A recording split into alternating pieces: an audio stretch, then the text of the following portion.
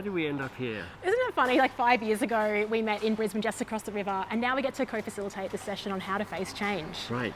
What are you excited about? Well, I'm excited to work with you first of all. I mean, your podcast, First Time Facilitate, is a great podcast, and I got to come in and share tactics, and you share tactics and ideas.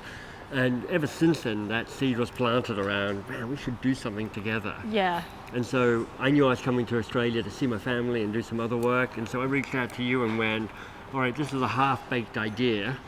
And within about 48 hours, you had set up a page, written copy, and got about 100 people to sign up. And I was like, okay, so if you'd sign up with anything with Leanne, it happens, and it happens fast. And it happens brilliantly. So we're here because I had a very half-baked idea, and you are a woman of action and determination, and you make stuff happen. But that's a great combination, isn't it? Like half-baked idea, match that with some execution, and what you can create is pretty magical. So I'm the lightweight partner here. I'm kind of, jazz hands, and you're like, okay, we're gonna go for it. This session brought to you by Jazz Hands. So what are you teaching?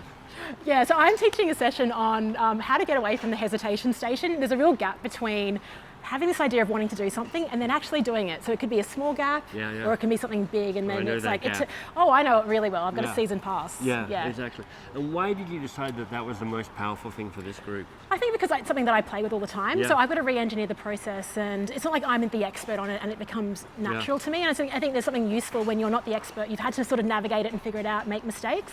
There's utility in that. Yeah, what are you sharing? Well, part of what brought us together was me talking about my new project, which is around change. It doesn't launch to 2025. It's called Change Signal.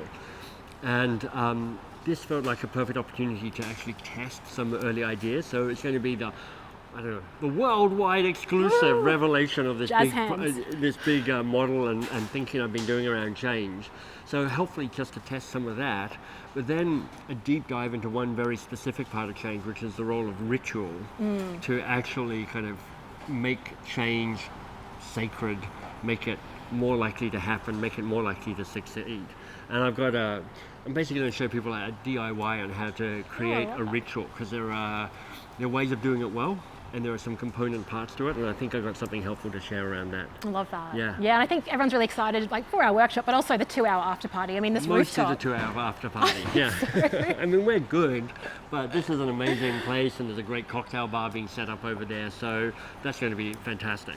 Hey, I've got to say something to you, Michael. Okay. You're awesome, and you're doing great. Thank you. Woo!